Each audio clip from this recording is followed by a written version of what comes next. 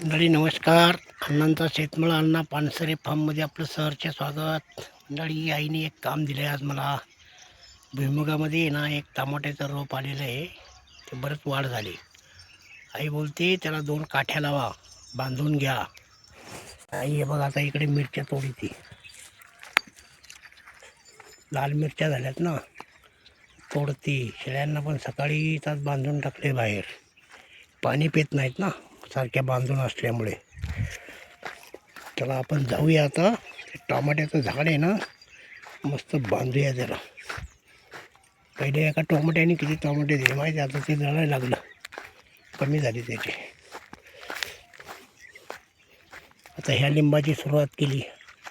तो लिंब आता 2च फांद्या राहिल्या, पण भीती वाटते वर चढायची. हे बघा आपलं टोमॅटोचं झाड भुईमुगामध्ये.